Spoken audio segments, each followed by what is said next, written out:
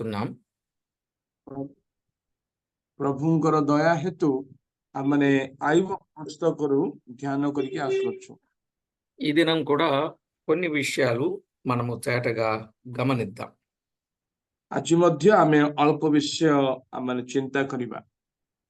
యోబు గ్రంథం 5వ అధ్యాయం 17 నుండి 27 వచనాలు ఎలిఫజ్ సలహాను గూర్చిన విషయాలు మనము చూస్తున్నాం. ଆମମାନେ ଆଇବ ପୁସ୍ତକ 5 ପର୍ବର 17ରୁ 27 ମଧ୍ୟରେ ଏଲିଫଜଙ୍କର ପରାମର୍ଶ ଆମେ ଦେଖୁଅଛୁ. చదువుకుందాం. ପଢୁଛୁ. దేవుడు గద్దించు మనుషుడు ధన్యుడు, కాబట్టి సర్వశక్తుడగు దేవుని శిక్షను తృణీకరింపకుము. ఆయన గాయపరచి గాయమును కట్టును, ఆయన గాయము చేయును, ఆయన చేతులే స్వస్థపరచును. 6 బాధలలో నుండి ఆయన నిన్ను విడిపించును, 7 బాధలు కలిగినను నీకు ఏ కీడును తగులదు. క్షామకాలమున మరణము నుండి యుద్ధ దినమున ఖడ్గ బలము నుండి ఆయన నిన్ను తప్పించును. నోటి మాటల చేత కలుగు నొప్పి నీకు తగులకుండా ఆయన నిన్ను చాటు చేయును. ప్రళయము వచ్చినను నీవు దానికి భయపడవు. పొలములోని రాళ్లతో నీవు నిబంధన చేసుకుని ఉందువు. అడవి మృగములు నీతో సమ్మతిగా నుండును. ప్రళయమును క్షామమును వచ్చినప్పుడు నీవు వాటి నిర్లక్ష్యము చేయుదువు. అడవి మృగములకు నీవు ఏమాత్రమును భయపడవు. నీ డేరా క్షేమ నివాసమని నీకు తెలిసియుండును. నీ ఇంటి వస్తువులను నీవు లెక్క చూడగా ఏదియు పోయి ఉండదు. మరియు నీ సంతానము విస్తారమగననియు నీ కుటుంబీకులు భూమి మీద పచ్చిక వలె విస్తరించుదరనియు నీకు తెలియను.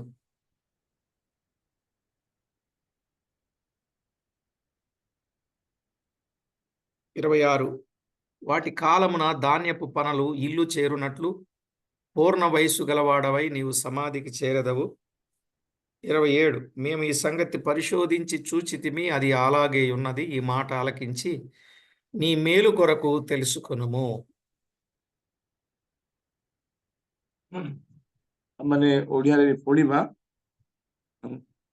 17ରୁ ଦେଖ ପରମେଶ୍ୱର ଯାହାକୁ ଶାସନ କରନ୍ତି ସେ ମନୁଷ୍ୟ ଧନ୍ୟ.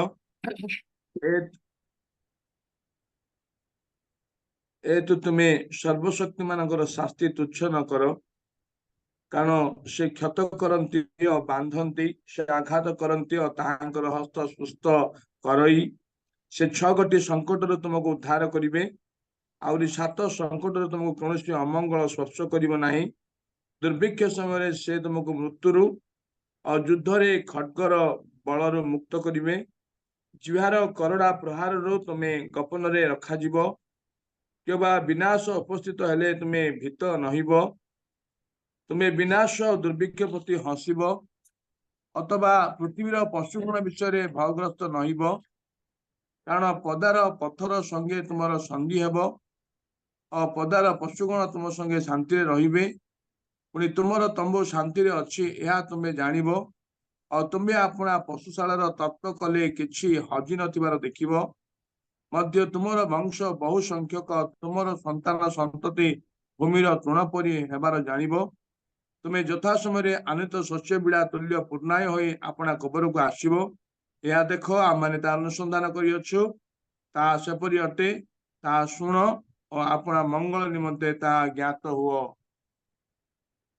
చదవబడిన ఈ లేఖనం కొరకు చిన్న ప్రార్థన చేసి వాక్యాన్ని విందాం. ପଠନ ହୋଇଥିବା ବାକ୍ୟ ନିମନ୍ତେ ଆମମାନେ ପ୍ରାର୍ଥନା କରିକି ప్రభుଙ୍କର ବାକ୍ୟ ଶୁଣିବା. జీవాధిపతి అయిన మా దేవా, నిత్యము జీవించుచున్నవాడా, మమ్మును జీవింప చేయడానికి ఇష్టపడినవాడా, మీకు స్తోత్రము చెల్లిస్తున్నాం. ଜୀବନ୍ତ ପରମେଶ୍ୱର ଆଉ ନିତ୍ୟ ଜୀବିତ ଥିବା ପ୍ରଭୁ, ଆମମାନଙ୍କୁ ଜୀବନରେ ବଞ୍ଚିବା ପାଇଁ ଦେଉଥିବା ପ୍ରଭୁ, ଆମେ ତୁମକୁ ଧନ୍ୟବାଦ ପ୍ରଶଂସା କରୁଅଛୁ. జీవాధిపతి అయిన మిమ్మును మేము వెంబడించుట ద్వారా, మీ మాటలు వినుట ద్వారా, మీ మాటలలో ఉన్న జీవమును మాకిచ్చి నిత్యము జీవింప చేయువాడవైనందుకు స్తోత్రము చెల్లిస్తున్నాం. ଜୀବନଦାତା ଦେ ତୁମେ, ତୁମକୁ ଆମେ ଅନୁସରଣ କରୁଅଛୁ. ତୁମେ ଆମମାନଙ୍କୁ ଜୀବନ ଦେଇଛ, ନିତ୍ୟ ଜୀବନ ପାଇଁ ଏଥିପାଇଁ ଆମେ ଧନ୍ୟବାଦ ଦଉଅଛୁ. చదవబడిన లేఖన భాగమును దీవించండి. అందున్న సంగతిని తేటగా మాకు బయలుపరచండి. మీకు రావలసిన మహిమ, ఘనత, కీర్తి, ప్రభావములను మీరు ఆరోపించుకుంటారని కోరుచు प्रभु तुम्हें पठन वाक्य को तुम्हें आशीर्वाद करो आम को बुझाओ तुम निमंते जीवन बीते पे साहाय्य करो बोली तुमको धन्यवाद प्रशंसा गौरव अर्पण करी మా ప్రభువు రక్షకుడైన యేసు క్రీస్తు అమూల్యమైన నామమున స్తోత్రము చెల్లించి స్తుతించి ప్రార్థించి వినయులమై వేడుచూ ఉన్నాం మా పరమ తండ్రి. आमनकर प्रभु त्राणकर्ता प्रभु यीशु ख्रीष्ट नाम रे धन्यवाद स्तुतिवाद अर्पण करी मागुअछु पिता आमेन. ప్రభునందు ప్రియులారా, మనము చదువుకున్న దైవ లేఖనంలో అమూల్యమైన విషయాలు మనము తేటగా గమనిస్తూ ఉన్నాం. కాబట్టి అందున్న సంగతులను మనం అర్థం చేసుకుని ఆధ్యాత్మికంగా ఎదుగుదాం. प्रभुरे प्रिय माने आमे जो सत्य को पढ़िलु आउ तमे बुझुचु तहिरे आमे आत्मिक भावरे बढ़िबा. గత వర్తమానంలో ఎలీఫజ్ సలహాలోని చాలా విషయాలు మనం విన్నాం. యోబు స్నేహితులు 7 దినాలు యోబు దగ్గరే కూర్చున్నట్లుగా చూస్తాం. 7 బాధల నుండి ప్రభు విడిపిస్తాడనేది వాస్తవం అనే విషయాన్ని మనం విన్నాం. गत संदेश रे आमे एलिफसंग ठारू सुनिलु से 7टी संकटरू आउ से आमानकु उद्धार करिवे ए कथा आमे सुनिलु.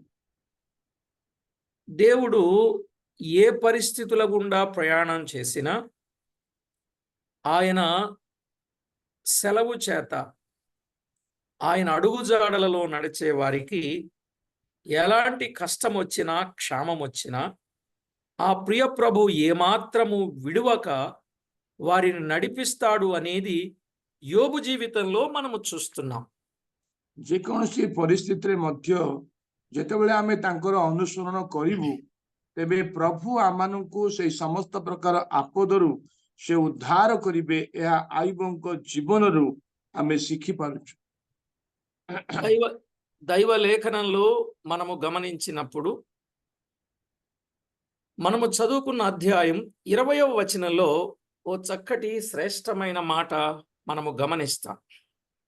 आमने जेतेबेले पवित्र वाक्य को पढ़ुछु आ देखुछु 20 पदरे एक सुंदर वाक्य आमे देखु.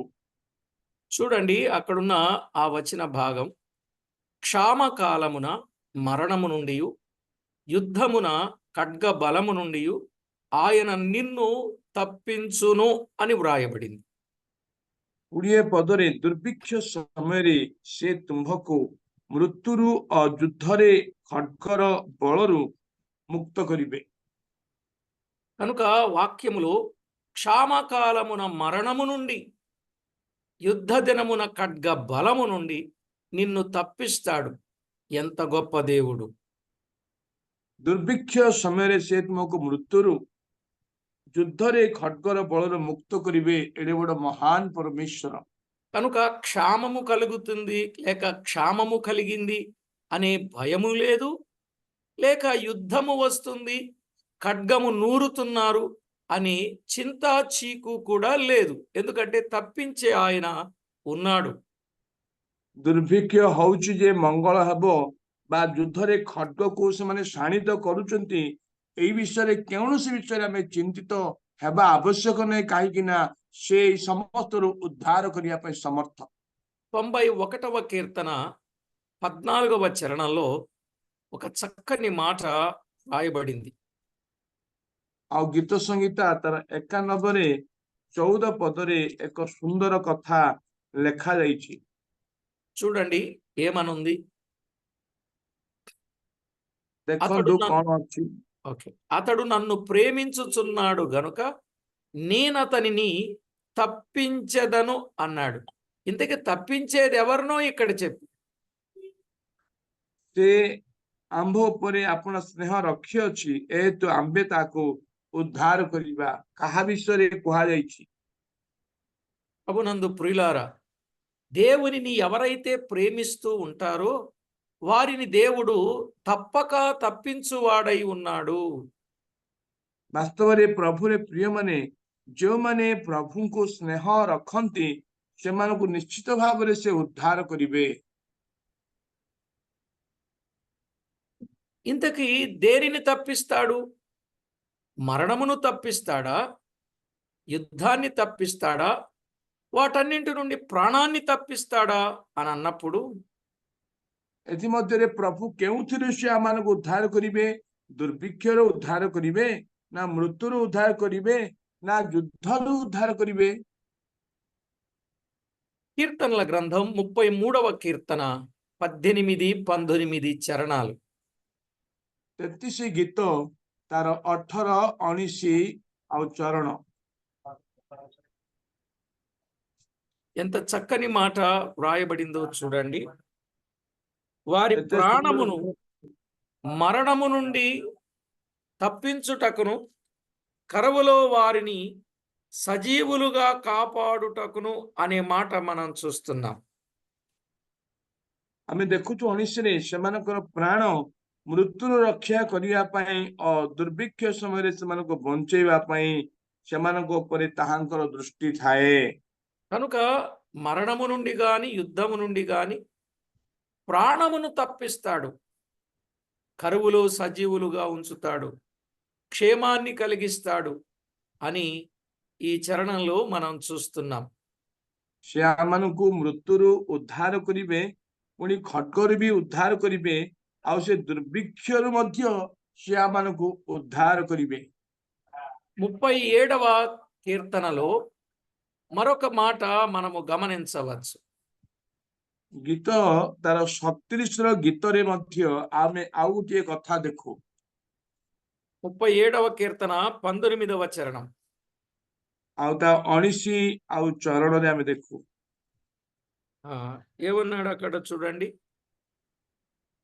ఆపత్కాలమందు వారు సిగ్గునొందరు, కరువు దినములలో వారు తృప్తి పొందుదురు అని వ్రాయబడింది. से माने विपद समय रे लज्जित हेबे नाही, पुणी दुर्भिक्ष समय रे से माने परितृप्त हेबे या लेखा जाईछि। కనుక మన ప్రభువు తప్పిస్తాడు, ఆపత్కాలములో తప్పిస్తాడు, కరువు కాలములో తప్పిస్తాడు, యుద్ధ దినమున తప్పిస్తాడు, యుద్ధ కాలములో ఓకే आमानकर प्रभु से आमानकु विपदर रक्षा करिवे, युद्ध दिन से रक्षा करिवे, दुर्भिक्ष रे मध्य से आमानकु रक्षा करिवे। కనుక ఒకటి క్షామ కాలమున మరణము నుండి తప్పిస్తాడు. तेणु आमे देखुचु जे प्रथम विषय से दुर्भिक्ष समय रे मृत्युरु उद्धार करिवे। అదే అధ్యాయం 20వ వచనములో యుద్ధ కాలములో ఖడ్గ బాధ నుండి తప్పించును అన్నాడు. आमे देखुचु युद्ध रे खड्गरु बलरु मुक्त करिवे लेखा जाईछि। 144వ కీర్తన 10వ చరణంలో ఏమనుంది? 144 गीत 10 रे कोन लेखा जाईछि? నీవే రాజులకు విజయము దయచేయువాడవు, దుష్టుల ఖడ్గము నుండి నీవు నీ సేవకుడైన దావీదును తప్పించువాడవు అన్నాడు. से राजा माननको परित्राण प्रदान करंती, से अपना दास दाऊदंको क्षतिकारक खड्गरु रक्षा करंती। చూశారా దైవ గ్రంథములో వ్రాయబడిన మాట? దేవుడు దుష్టుల ఖడ్గము నుండి తప్పిస్తాడు. देखिलो कि परमेश्वरकर वाक्य रे क्षतिकारक खड्गरु से रक्षा करिवे। వాటికంటే బలమైనది ఇంకొకటి ఉన్నది. యోబు గ్రంథం 5వ అధ్యాయం 21వ వచనం. 5:21 रे आमे देखुचु ताठो बलवान विषय अछि।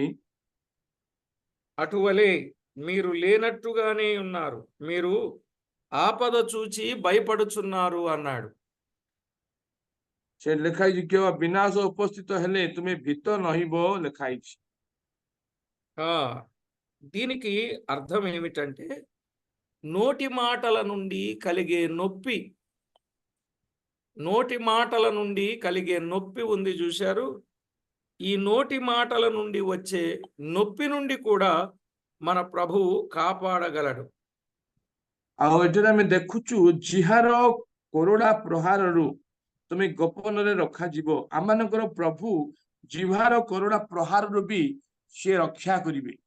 26వ వచనం యోబు గ్రంథం 5:26 మాటలను గద్దించుదమని మీరనుకొందురా నిరాశ గల వాని మాటలు గాలి వంటివే గదా అన్నాడు.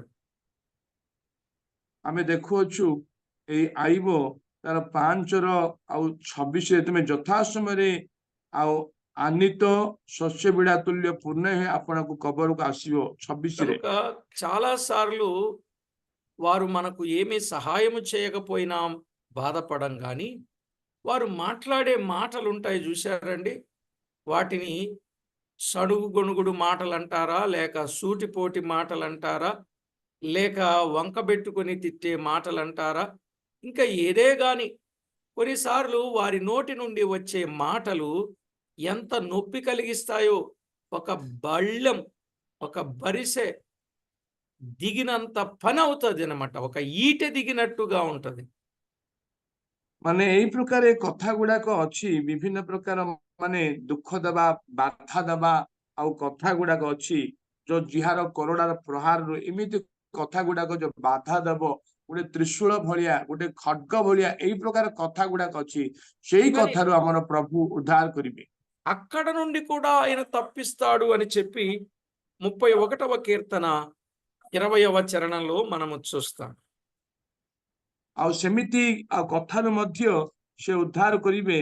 ଆଉ ଆମେ ଦେଖୁଛୁ ଗୀତ ସଂହିତା ତାର 31:30 చూడండి, మనుషుల కపటోపాయము వారినంటకుండా నీ సన్నిధి చాటున వారిని దాచుచున్నారు, వాక్కలహము మాన్పి వారిని గుడారములో దాచుచున్నావు అనే మాట మనము చూస్తూ ఉన్నాం. 31 ଗୀତ ତାର 20 ତୁମେ ମନୁଷ୍ୟର ସବୁ କୁମନ୍ତ୍ରଣାରୁ ସେମାନଙ୍କୁ ଆପଣା ଶ୍ରୀ ଛାମୁର ଅନ୍ତରାଳରେ ଲୁଚାଇବ। ତୁମେ ଜିହା ସମୂର ବିରୋଧରୁ ସେମାନଙ୍କୁ ଆପଣା ଆବାସରେ ଗୋପନ କରି ରଖିବ। ప్రియులారా, మనుషుల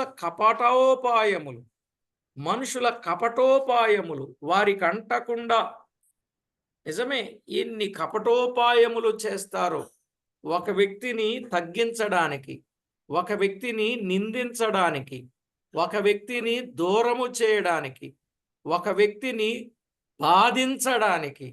నేను చెప్పే మాటలు అర్థమైనాయండి? 4 సంగతులు చెప్పా. బాధించడానికి, నిందించడానికి, నేరం మోపడానికి, ఇలాగున ఎన్నో సంగతులు. ଆଉ ଏଇ ପ୍ରକାର ଅନେକ ବିଷୟ ନିନ୍ଦା କରିବାରେ, ତାଙ୍କୁ ଦୁଃଖ ଦେବାରେ, ବାଧା ଦେବାରେ, ପୁଣି ସେମାନଙ୍କ ବିରୁଦ୍ଧରେ ଅନେକ ଅଭିଯୋଗ କରିବାରୁ ପ୍ରଭୁ ଉଦ୍ଧାର କରିବେ। సహోదరులతో గాని, సంఘముతో గాని, దేవుని పిల్లలతో దూరము చేయడానికి ఎన్ని మాటలు మాట్లాడతారో, ମଣ୍ଡଳୀରୁ ଦୂର କରିବା ପାଇଁ, ଭାଇମାନଙ୍କ ଠାରୁ ଦୂର କରିବା ପାଇଁ ଅନେକ ଆଉ କୁମନ୍ତ୍ରଣାର କଥା କହିବେ। ప్రియులారా, నాలుక చాలా చెడ్డది, అది మారణాయుధం అన్నాడు నాలుకను.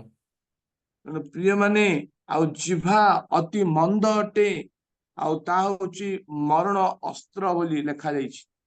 నాలుక నాశనము చేస్తుంది. ଆଉ ଜିଭା ଆଉ ନଷ୍ଟ କରୁଛି। 52వ కీర్తనలో 1 నుండి 4 చరణాలలో మనము చూస్తాం. ଆଉ ଯେତେବେଳେ ଗୀତ 52ର 1ରୁ 4 ମଧ୍ୟରେ ଆମେ ସେଇ ବିଷୟ ଦେଖୁଅଛୁ।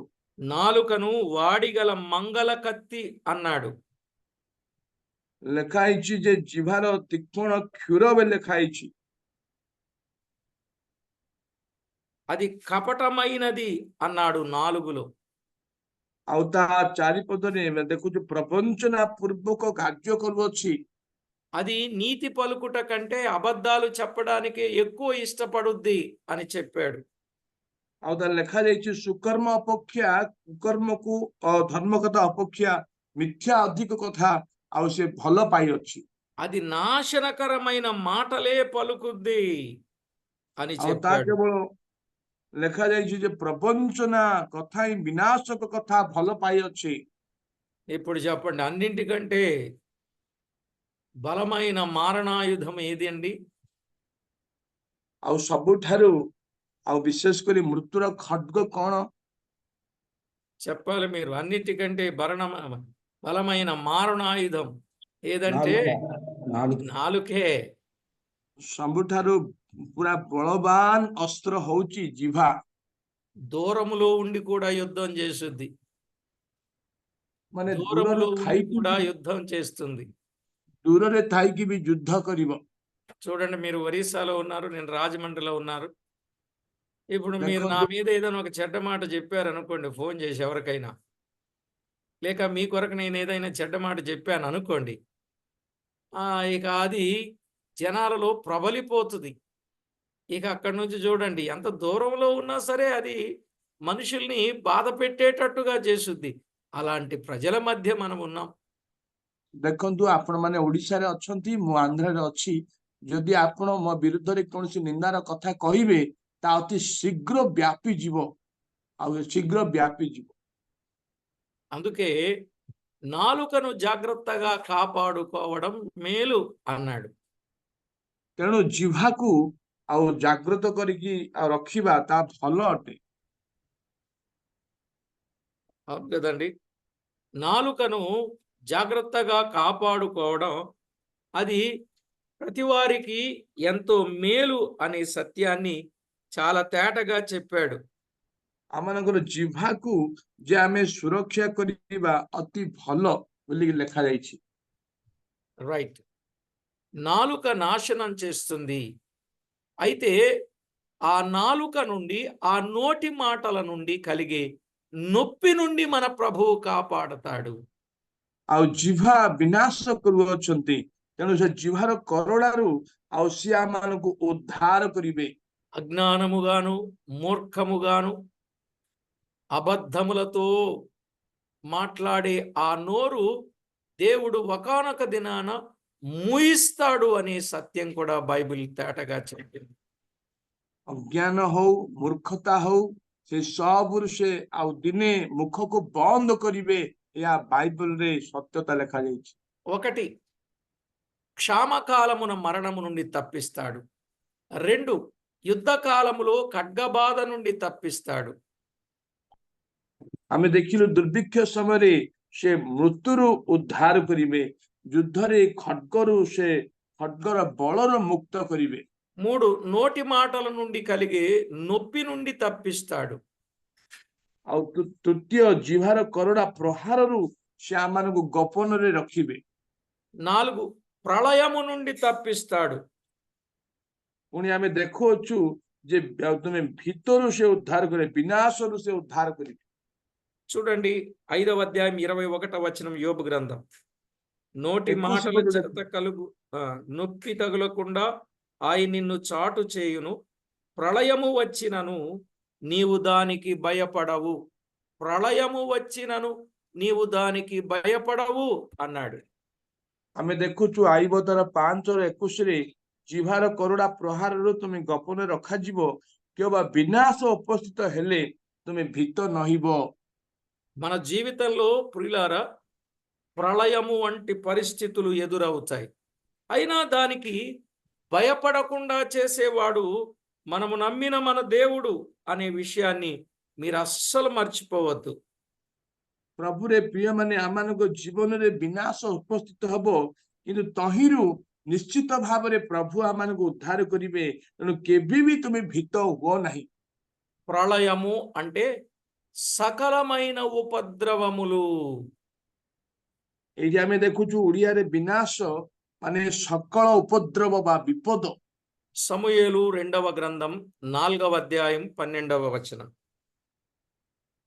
ଆଉ ଦ୍ୱିତୀୟ ସାମୁଏଲ ତାର 4:12ରେ ଆଉ ଲେଖାଯାଇଛି, సకలమైన ఉపద్రవములలో నుండి నన్ను రక్షించిన యెహోవా జీవము తోడు.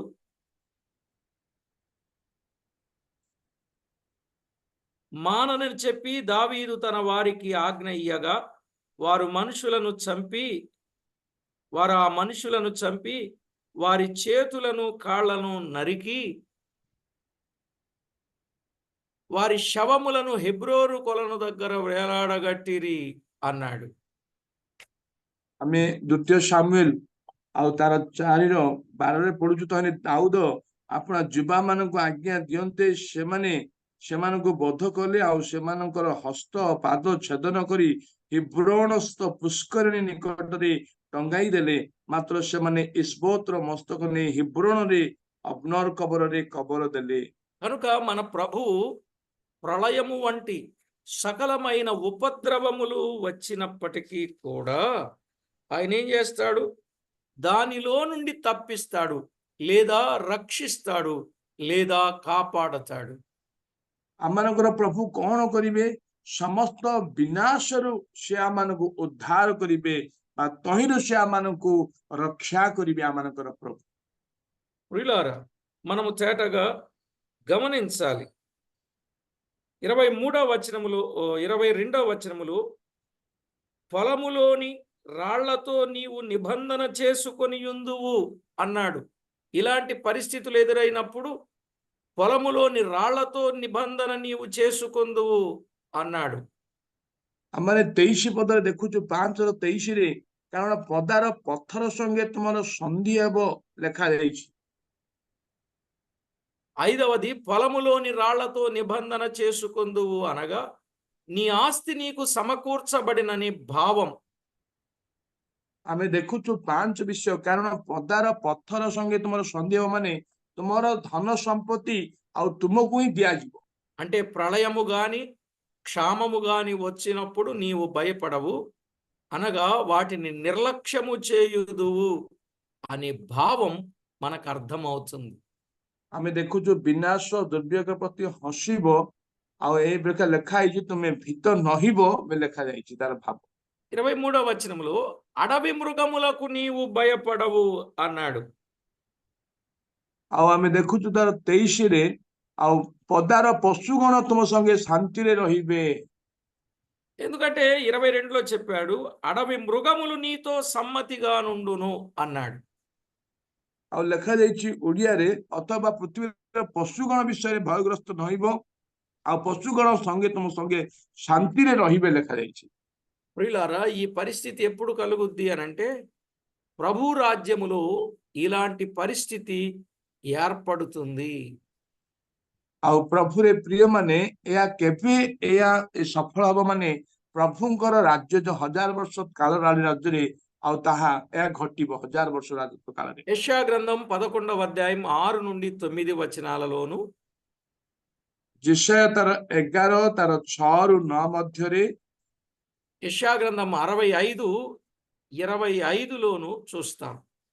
ଯେଶାୟା ତାର 65:25ରେ ମଧ୍ୟ ଆମେ ପ୍ରଭୁଙ୍କ ରାଜ୍ୟ ବିଷୟରେ ଦେଖୁଛୁ। మనం ఎరుగుదు దానియేలు సింహపు గుహలో పడవేయబడినప్పుడు ఆ సింహపు గుహలో సింహముల నోట నుండి తప్పించింది ఎవరు? దేవుడే. ଆମେ ଦେଖୁଛୁ ଦାନିଏଲ ଯେତେବେଳେ ସିଂହର ଗର୍ତ୍ତରେ ପକାଗଲେ କିଏ ପ୍ରଭୁ ତାଙ୍କୁ ଉଦ୍ଧାର କଲେ? ପରମେଶ୍ୱର ହିଁ ସିଂହର ମୁଖରୁ ଦାଉଦକୁ ଉଦ୍ଧାର କଲେ। నిజమే. దానియేలు గ్రంథం 6వ అధ్యాయం 22వ వచనములో ఆలోచన చేసినప్పుడు దేవాది దేవుడు తన దూతను పంపించి దానియేలును సింహపు నోట నుండి తప్పించినట్లుగా చూస్తాం. ଦାନିଏଲ ତାର 6:22ରେ ଯେତେବେଳେ ଆମେ ଦେଖୁ ଯେ ପରମେଶ୍ୱର ହିଁ ଆପଣା ଦୂତ ପଠେଇ ସିଂହମାନଙ୍କର ମୁଖ ବନ୍ଦ କଲେ ଆଉ ଦାନିଏଲକୁ ଉଦ୍ଧାର କଲେ। ఏమండి, సింహానికి నమస్కారం చేయాలా లేక సింహము నుండి తప్పించే దేవునికి నమస్కారం చేయాలా? କୁହନ୍ତୁ ପ୍ରିୟମାନେ, ସିଂହକୁ ଆଉ ପ୍ରଣାମ କରିବା ଆବଶ୍ୟକ ନା ସିଂହରୁ ଉଦ୍ଧାର କରିବା ପରମେଶ୍ୱରଙ୍କୁ ପ୍ରଣାମ କରିବା ଆବଶ୍ୟକ? ఇటీవల ఒక వీడియో వైరల్ అయింది, మీరు చూశారో లేదు? ଆଉ ଏଇ ଦିନ ଗୁଡାକରେ ଗୋଟିଏ ଭିଡିଓ ଭାଇରାଲ ହେଲା। కొంతమంది యవనస్తులు కలిసి జూ చూడడానికి వెళ్ళారు.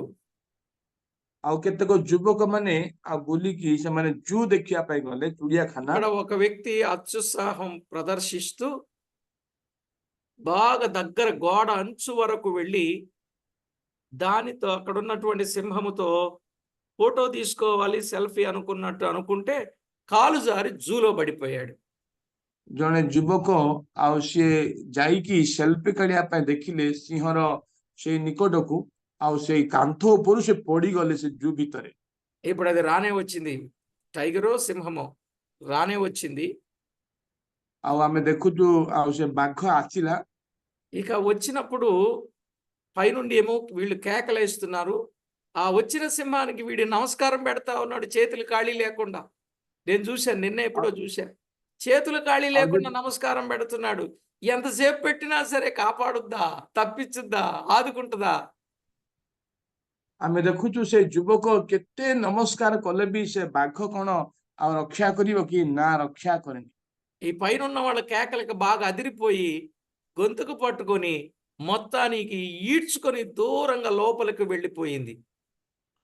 ଉପରେ ଥିବା ଲୋକମାନଙ୍କର ଜନଗହଳି ହେତୁ ହଟା ହେତୁ ତାର ସେ ଗଳାକୁ ଧରିକି ସେ ବାଘ ପୁରା ଭିତରକୁ ନିଏ। అసలు ఆ ఎత్తైన ప్రదేశం నుండి పడినప్పుడే చచ్చిపోవాలి వాడు, అంత ఎత్తుంది ఆ వాలు. అది ఎక్కేసి వాస్తవ మొత్తానికి జారిపోయాడు. జారిపోతే జరిగిన ప్రమాదం అది. ప్రాణం మీదకి కొని తెచ్చుకున్నాడు. సరే, నేను ఇక్కడ వాస్తవ చెప్పాలనుకున్నది ఏంటంటే, సింహానికి నమస్కారం చేస్తే సింహం కాపాడదు. సింహాన్ని సృష్టించిన దేవుని సన్నిధిలో ప్రార్థన చేస్తే దేవుడు కాపాడతాడు. ବାସ୍ତବରେ ସେ ଏତେ ଉପରକୁ ଉଠି ଗଲେ ଆଉ ତଳକୁ ପଡିଗଲେ, କିନ୍ତୁ ମୁଁ କହିବାର ଅର୍ଥ ଯେ ଆଉ ଯେ ସିଂହକୁ ନମସ୍କାର କରିବା ତାହା ନୁହଁ, କିନ୍ତୁ ସିଂହର ମୁଖରୁ ଉଦ୍ଧାର କରିବା ପରମେଶ୍ୱରଙ୍କୁ ନମସ୍କାର କରିବା ବଡ କଥା। కాబట్టి ప్రభునందు ప్రియులారా, కొన్ని వాస్తవాలు మనము తేటగా తెలుసుకుంటే, దేవుడు సింహపు నోట నుండి దానియేలును తప్పించాడు. దావీదును కూడా సింహపు నోట నుండి, ఎలుగుబంటి నోట నుండి దేవుడు తప్పించాడు. ଆମେ ଦେଖୁଛୁ ବାସ୍ତବ କଥା ଏହା ଯେ ପରମେଶ୍ୱର ସଦାପ୍ରଭୁ ଦାନିଏଲକୁ ସିଂହମାନଙ୍କ ମୁଖରୁ ଉଦ୍ଧାର କଲେ, ଠିକ ସେହିପରି ଦାଉଦଙ୍କୁ ବି ସିଂହମାନଙ୍କ ମୁଖରୁ ପୁଣି ଭାଲୁମାନଙ୍କ ମୁଖରୁ ଉଦ୍ଧାର କଲେ। ఇక సంసోన్ అయితే సింహాన్ని చీల్చివేసినట్లుగా చూడగలుగుతాం. ପୁଣି ଆମେ ଦେଖୁଛୁ ସାମସନକୁ ବିଷୟ ଚିନ୍ତା କଲେ, ସାମସନ ସିଂହକୁ ପୁରା ମୁଖ ବିଦୀର୍ଣ୍ଣ କଲେ। న్యాయాధిపతుల గ్రంథం 14వ అధ్యాయం 5-6 వచనాల్లో చూడగలం.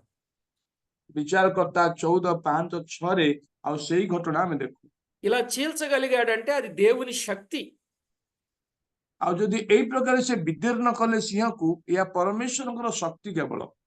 సింహము నుండి కాపాడబడటం, సింహపు నోట నుండి తప్పించబడడం, ప్రియులారా, అదే సమయములో సింహాన్ని చీల్చడం, ఇది ఇంకా గొప్ప సంగతి కదా. ఒకడు మేక పిల్లను చీల్చున్నట్లు అతడు సింహమును చీల్చెను అని మనం చూస్తున్నాం స్క్రీన్ మీద. ଆମେ ଦେଖୁଛୁ ସିଂହର ମୁଖରୁ ଉଦ୍ଧାର ପାଇବା, ସିଂହ ସମ୍ମୁଖରୁ ଉଦ୍ଧାର ପାଇବା, ସିଂହକୁ ପୁରା ସେ ବିଦୀର୍ଣ୍ଣ କରିବା, ଆଉ ଏମିତି କଲେ ଯେ ଛେଳି ଛୁଆକୁ ବିଦୀର୍ଣ୍ଣ କଲା ପରି ଆଉ ସେ ସିଂହକୁ ଆଉ ସେ ବିଦୀର୍ଣ୍ଣ କଲେ। ఇంతకీ అతని చేతిలో ఏమైనా ఉందంటే, అతని చేతిలో ఏమీ లేకపోయినను అనే మాట చూస్తున్నాం. ଆମେ ଦେଖୁଛୁ ସାମସନର ହସ୍ତରେ କଣ ଥିଲା କି? ନା, କିଛି ବି ନଥିଲା। కనుక ఇది దేవుని శక్తి అని మనం గుర్తించాలి.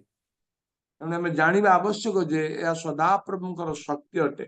అయితే ప్రియులారా, ఒక విషయం జ్ఞాపకం చేస్తున్నా. సాతాను కూడా గర్జించు సింహం వలె మృంగాలి అని తిరుగుతూ ఉన్నాడు. ପ୍ରିୟମାନେ, ଗୋଟିଏ ବିଷୟ ମୁଁ ଆପଣମାନଙ୍କୁ ସ୍ମରଣ କରାଉଛି, ଶୈତାନ ମଧ୍ୟ ସିଂହ ପ୍ରାୟ ଗର୍ଜନ କରିକି ସେ ବୁଲୁଅଛି। దేవుని యందు విశ్వాసము కలిగి వానిని ఎదిరిస్తే వాడు పారిపోతాడనే సత్యాన్ని మర్చిపోకూడదు. ଯଦି ପ୍ରଭୁଙ୍କର ବଶୀଭୂତ ହେବା, ତାଙ୍କୁ ପ୍ରତିରୋଧ କରିବା, ତାହେଲେ ସିଏ ପଳାୟନ କରିବ। యోహాను రాసిన మొదటి పత్రిక 5వ అధ్యాయం 8-9 వచనాలు. ଆଉ ପ୍ରଥମ ପିତର ତାର 5ର ଆଉ 8-9 ଲେଖା ହେଇଛି। యాకోబు పత్రిక 4:7. ଯାକୁବ ତାର 4-7। ఇక 23వ వచనములోని నీ డేరా క్షేమ నివాసం అని తెలియచున్నది.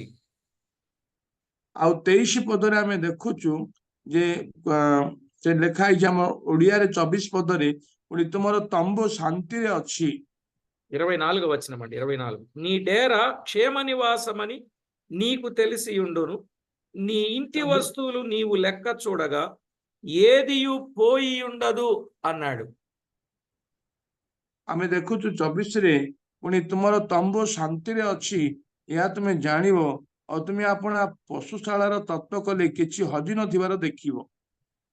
అంటే నీ ఇంటి వస్తువులు లెక్క చూడగా ఏదియు తక్కువై ఉండదు అనగా అతని ఆస్తి అంతా తిరిగి సమకూరునని ఆ భావాన్ని తెలియచేస్తుంది. ଏଇଠି ଆମେ ଓଡିଆରେ ଦେଖୁଛୁ ଯେ ତୁମେ ଆପଣା ପଶୁଜାତ ତତ୍ତ୍ୱ କଲେ କିଛି ହଜି ନଥିବାର ଦେଖିବାର ଅର୍ଥ ହଉଛି ଆଉ ସମସ୍ତ ସମ୍ପତ୍ତି ଆପଣାର ସବୁ ସମ୍ପତ୍ତି ଫେରି ପାଇବ। నిజమే కదా. 42వ అధ్యాయం 10 నుండి 12 వచనాలు చదివితే దేవుడు అతని ఆస్తిని రెండంతలుగా అనుగ్రహించినట్లుగా చూస్తున్నాం, విస్తరింపజేసినట్లు చూస్తున్నాం. ଆମମାନେ ଆଇବ ପୁସ୍ତକରେ ଦେଖିଲେ ଶେଷରେ ଆଇବଙ୍କୁ କେମିତି ସେ ଦୁଇ ଗୁଣରେ ସେ ତାଙ୍କର ସମ୍ପତ୍ତିକୁ ବଢେଇ ଦେଲେ ଆଉ ఆశీర్వాద కలే। దేవుడు ఎంత గొప్పవాడండి, దేవుడు ఎంత గొప్ప కార్యం చేశాడో చూడండి. నిజమే ప్రియులారా, మనము 25వ వచనంలో చూస్తే మరియు నీ సంతానము విస్తారమగుననియు నీ కుటుంబీకులు భూమి మీద పచ్చిక వలె విస్తరించుదురనియు నీకు తెలియను అన్నాడు. 25ରେ ଆମେ ଯେତେବେଳେ ଦେଖିବୁ ମଧ୍ୟ ତୁମର ବଂଶ ବହୁ ସଂଖ୍ୟକ ଆଉ ତୁମର ସନ୍ତାନ ସନ୍ତତି ଭୂମିର ତୃଣ ପରି ହେବାର ଜାଣିବ। ఆయన అన్నట్లే మొదట 10 మంది, ఇప్పుడు వారెక్కడ? పరలోకములో ఉన్నారు. ఆ తర్వాత మరలా 7 కుమారులు 3 కుమార్తెలు కలిగినట్లు 42వ అధ్యాయం 13వ వచనంలో చూస్తాం. ପ୍ରଥମ ତାର 10 ସନ୍ତାନ ସ୍ୱର୍ଗରେ ଅଛନ୍ତି, ବାକି ଆଉ 7ଟି ଝିଅ 7ଟି ପୁଅ 3ଟି ଝିଅ ଆଉ ସିଏ ପାଇବାର ଆମେ ଦେଖୁଅଛୁ ତାର ଆଇବ ତାର 42 ପର୍ବରେ। మొత్తం 20 మంది, అదే విస్తారమగుట। ଆଉ ଆମେ ଦେଖୁଛୁ ପାଖାପାଖି 20 ଆଉ ସନ୍ତାନ, 20 ଜଣ ସନ୍ତାନ। నీ కుటుంబీకులు భూమి మీద పచ్చిక వలె విస్తరించుదురు। ଆଉ ଲେଖା ହେଇଛି ମଧ୍ୟ ତୁମରି ବଂଶ ଆଉ ତୁମରି ସନ୍ତାନ ସନ୍ତତି ଭୂମିର ତୃଣ ପରି ହେବାର ଜାଣିବ। అనగా దేశమంతటా యోబు కుమార్తెలంత సౌందర్యవంతులు కనబడలేదు ଆଉ అన్నాడు. ଦେଶ ଯାକରେ ଆମେ ଆଇବଙ୍କର କନ୍ୟା ତୁଲ ସୁନ୍ଦର କେହି ବି ନଥିଲେ। చూడండి 42వ అధ్యాయం 15వ వచనం. 42 ତାର 15ରେ ଦେଖନ୍ତୁ, ଆଇବ ତାର 42ରେ 15ରେ యోబు కుమార్తెలంత సౌందర్యవంతులు దేశమంతటా ఎక్కడా లేరు. ఆ దేశమంతటను యోబు కుమార్తెలంత సౌందర్యవతులు కనబడలేదు. వారి తండ్రి వారి సహోదరులతో పాటు వారికి స్వాస్యములను ఇచ్చాను అని మనము చూస్తున్నాం. ଦେଶ ଯାକରେ କୌଣସି ସ୍ତ୍ରୀ ଆଇବର କନ୍ୟା ମାନଙ୍କ ପରି ରୂପବତୀ ନଥିଲେ ଆଉ ସେମାନଙ୍କ ପିତା ସେମାନଙ୍କ ଭାତୃଗଣ ମଧ୍ୟରେ ସେମାନଙ୍କୁ ଅଧିକାର ଦେଲା। వారు ఆత్మీయంగా వర్ధిల్లుదురనే భావం కూడా అందులో కనబడుతూ ఉంది. ଆଉ ସେମାନେ ଆତ୍ମିକ ଭାବରେ ବୃଦ୍ଧି ପାଇବାର ଭାବ ମଧ୍ୟ ଏଥିରେ ଦେଖାଯାଉଛି। 72వ కీర్తన 16వ చరణం. ଆଉ ତାର 72 గీత ଆଉ 16 పଦ। కనుక పూర్ణ ఆయుష్ గలవాడవై నీవు సమాధికి చేరుదువు అన్నాడు 26. 26ରେ ଆମେ ଦେଖୁଛୁ ପୂର୍ଣ୍ଣାୟୁ ହୋଇ ଆପଣା କବରକୁ ଆସିବ। అనగా దేవుడే గాయాలను మాన్పి 5 యోబు గ్రంథం 26.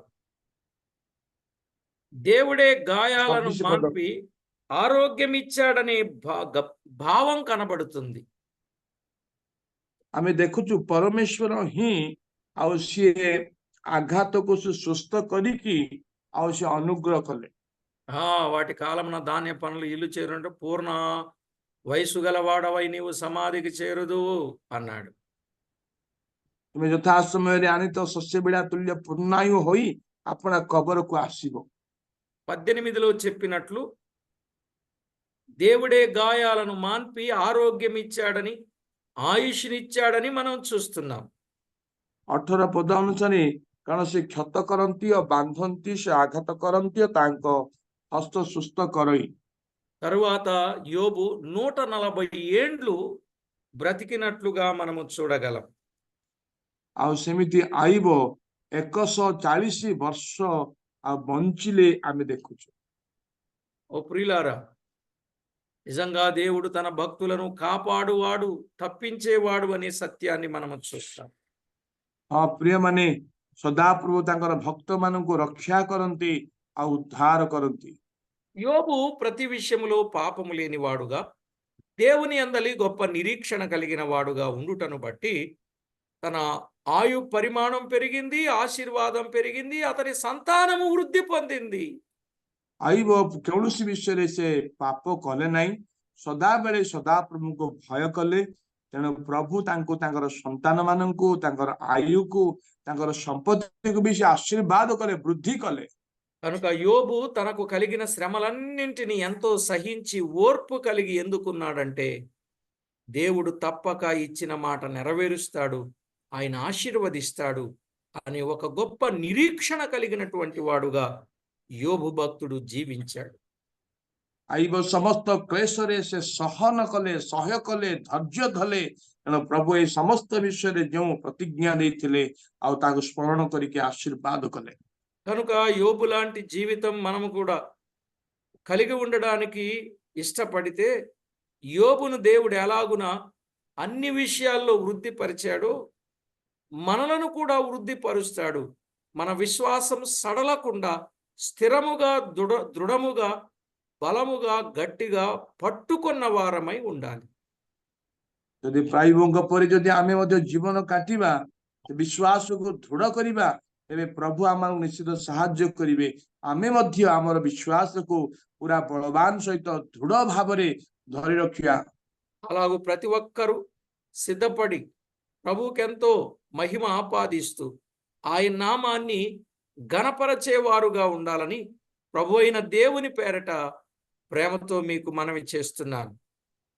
ପ୍ରତ୍ୟେକ ପ୍ରିୟମାନେ ପ୍ରଭୁଙ୍କର ନାମ ଗୌରବାର୍ଥେ ତାଙ୍କର ବାକ୍ୟକୁ ଦୃଢ କରିବା ପାଇଁ ମୁଁ ପ୍ରଭୁଙ୍କ ନାମରେ ଆପଣମାନଙ୍କୁ ବିନତି ଅନୁରୋଧ କରୁଅଛି। ప్రభునందు ప్రియులారా, మనము నమ్మిన దేవుడు ఏ క్షణమైనా మనల్ని విడిచిపెట్టడు. క్షామమైన, ఖడ్గమైన, ఇతరుల నోటి మాటల వలన కలుగు నొప్పైన, ప్రళయమైన సకలమైన ఉపద్రవములైన మనలను ఏ కోశాన, ఏ క్షణాన ఆయన మనల్ని విడిచిపెట్టేవాడు కాడు. ଆମମାନଙ୍କର ପ୍ରଭୁ କେବେ ବି ଦୁର୍ଭିକ୍ଷ ହଉ କି, ମୃତ୍ୟୁ ହଉ କି, ଯୁଦ୍ଧ ହଉ କି, ଖଡ୍ଗ ହଉ କି, ବିନାଶ ହଉ କି, ସେ କୌଣସି ଠାରୁ ବି ସେ ଆମମାନଙ୍କୁ ଛାଡିବେନି। ସେ ଆମମାନଙ୍କୁ ଉଦ୍ଧାର କରିବେ, ରକ୍ଷା କରିବେ। ఆయన మనల్ని విడిచిపెట్టడు గనుక మనము కూడా ఆయనను విడిచిపెట్టకుండా గట్టిగా పట్టుకుందాం. ସେ ଆମମାନଙ୍କୁ କେବେ ପରିତ୍ୟାଗ କରିବେନି। ତେଣୁ ଆମେ ମଧ୍ୟ ତାଙ୍କୁ କେବେ ପରିତ୍ୟାଗ ନ କରି ତାଙ୍କୁ ଦୃଢ ଭାବରେ ଧରି ରଖୁ।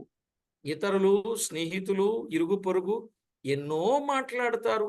వారు ఎన్ని మాట్లాడినా దేవునికి మనకు మధ్య ఉన్న సంబంధం ఎడతెగని బంధంగా మనము ఎప్పటికీ కలిగి ఉన్నట్లయితే అంతిమ విజయం భక్తులదే. ଯଦି ହୁଏତ ଆମର ବନ୍ଧୁ, ପୁଣି ଆମର ଯୋଉ ଭାଇ ଭଉଣୀ ହଉ, ପଡୋଶୀ ହଉ, ନିଜ ଲୋକ ହଉ, ଅନେକ କଥା କହିଲେ ମଧ୍ୟ ଯଦି ଆମେ ସେଇ ବାକ୍ୟକୁ ବିଶ୍ୱାସରେ ଦୃଢ କରିକି ଧରିକି ରଖିବା, ସହିବା, ଧୈର୍ଯ୍ୟ ଧରିବା, ତାହେଲେ ଆମମାନଙ୍କର ଅନ୍ତିମ ଜୟ ଆମମାନଙ୍କର ହିଁ ହେବ। రానివ్వండి ఎన్ని కష్టాలైనా, రానివ్వండి ఎన్ని ఇరుకులైనా, రానివ్వండి ఎన్ని ఇబ్బందులైనా, రానివ్వండి ఎలాంటి ఉపద్రవమైనా, క్రీస్తు ప్రేమ నుండి మనలను ఎడబాపేవారు ఎవరూ లేరని ఒక గొప్ప ధైర్యముతో, విశ్వాసముతో, నిరీక్షణతో, నమ్మకత్వముతో ముందుకు కొనసాగుదాం. ଦୁଃଖ ଆସୁ, କ୍ଲେଶ ଆସୁ, ଦୁର୍ଭିକ୍ଷ ଆସୁ, ଅଭାବ ଆସୁ, ଖ୍ରୀଷ୍ଟଙ୍କ ପ୍ରେମରୁ କେହି ବି ଆମମାନଙ୍କୁ ବିଚ୍ଛିନ୍ନ କରିପାରିବେନି। ଆମେ ସେ ବିଶ୍ୱାସରେ, ଧୈର୍ଯ୍ୟରେ, ସାହସରେ ଆମେ ଆଗକୁ ବଢିବା। ఆ విధంగా సిద్ధపడదాం, ప్రభువుకు మహిమ ఆపాదిద్దాం, ప్రార్థన చేసుకుందాం. ସେଇ ପ୍ରକାର ଆମମାନେ ପ୍ରସ୍ତୁତ ହେବା, ପ୍ରଭୁଙ୍କର ଗୌରବ ଆଣିବା, ପ୍ରାର୍ଥନା କରିବା। పరిశుద్ధుడవైన మా ప్రియ ప్రభువా, మీ ఘననామానికి వందనాలు, స్తుతులు, స్తోత్రాలు చెల్లిస్తున్నాం. ପବିତ୍ର ପିତା ଆମମାନଙ୍କର ପ୍ରେମୀ ପ୍ରଭୁ ତୁମରି ସେଇ ମହତ୍ ନାମରେ ଧନ୍ୟବାଦ ପ୍ରଶଂସା ଅର୍ପଣ କରୁଅଛୁ। గొప్ప పాఠం లేఖనాలలో నుండి మాకు నేర్పినందుల కొరకై స్తోత్రము చెల్లిస్తున్నాం. ତୁମେ ଆମମାନଙ୍କୁ ମହାନ ଶିକ୍ଷା ତୁମରି ସତ୍ୟ ବାକ୍ୟରୁ ଶିଖେଇଥିବା ଯୋଗୁଁ ଧନ୍ୟବାଦ ଦେଉଅଛୁ। ప్రతి విషయంలో మీకెంతో మహిమ మేము ఆపాదించడానికి మమ్మును మీరు సిద్ధపరుస్తున్నందుకు కృతజ్ఞతలు చెల్లిస్తూ ପ୍ରତ୍ୟେକ ବିଷୟରେ ତୁମକୁ ଗୌରବ ଆଣିବା ପାଇଁ ତୁମେ ଆମମାନଙ୍କୁ ପ୍ରସ୍ତୁତ କରୁଥିବା ହେତୁ ଆମେ ତୁମକୁ ବହୁତ ଧନ୍ୟବାଦ ଦଉଛୁ ପିତା। మా ప్రభువు మా రక్షకుడు ఎట్టి పరిస్థితులలోనైనా మమ్మును విడువని ఎడబాయని మా ప్రభు అయిన యేసుక్రీస్తు నామమున ప్రార్థించి స్తుతించి వినయులమై వేడుచున్నాము తండ్రి. ଆମମାନଙ୍କର ପ୍ରଭୁ ଆଉ ଉଦ୍ଧାରକର୍ତ୍ତା କୌଣସି ବିଷୟରେ ସେ ଆମମାନଙ୍କୁ ଛାଡ଼ିବେନି ଆଉ ତାଙ୍କ ନାମରେ ଆମେ ପ୍ରାର୍ଥନା କରି ନମ୍ରରେ ମାଗୁଅଛୁ ସ୍ୱର୍ଗସ୍ଥ ପିତା। ఆమేన్। ఆమేన్. ప్రభునందు ప్రియులారా, సంగతులను సరిగా ఆలోచన చేశారని పాఠం అర్థమైందని నేను నమ్ముచూ ఉన్నాను.